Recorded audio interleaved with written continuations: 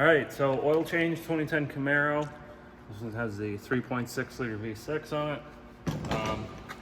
I'm guessing there's supposed to be a shield under here, but maybe there isn't. I don't know. Let me know in the comments. This one doesn't have one. But obviously we're going to start by pulling the drain plug. It's a 15 millimeter. So we'll go ahead and break that loose. And then, still video? Yeah. Oh. And then up top we got our oil filter housing. It's a 24 millimeter. So I actually have dedicated sockets for that, but you know, any old socket will work. Here you see the oil's real fresh. Just rebuilt the engine on this thing. So I'm just draining out the brake-in oil.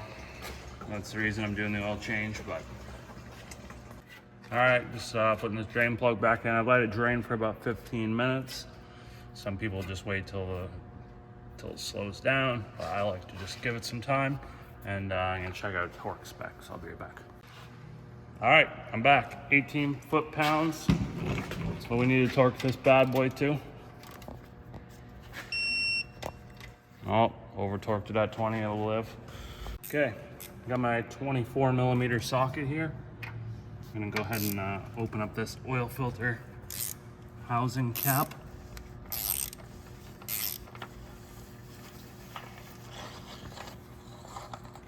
Now there's a wiring harness that sits right beside it here. Just sort of push that out of the way.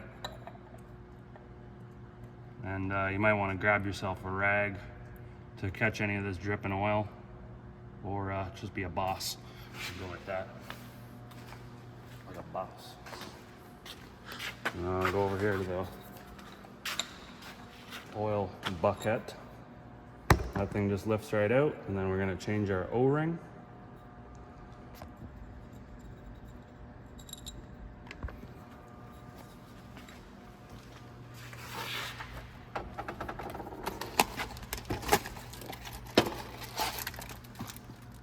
There you go, you can see there's no difference between top and bottom. I like to put the made in China thing towards the bottom. Because, yeah, I don't know, I just do. Put this thing on. Put a bit of oil around the O-ring before we install it so it installs nicely. We can see it goes into that bottom groove there. Okay, that's in, we're ready to go.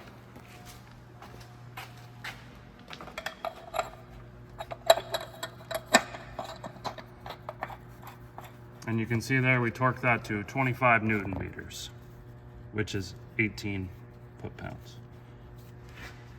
And I'll have to pull it up. Oh, I better turn this on.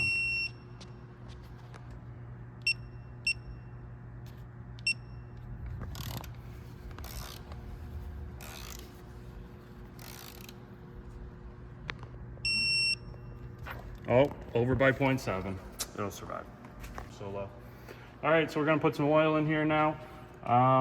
This engine calls for 5.67 liters of 5W30. You could also put 0W30 in here as well, depending on the temperature or the time of year that it is. So I am gonna go with 5W30. It is Dexos approved, synthetic engine oil. All right, so we're gonna put this cover back on. There's just two little hooks that slide underneath it here and here. And then line that up with the oil fill tube. And go ahead and stick our cap in there like that. And now we can run the engine and we'll check our oil level.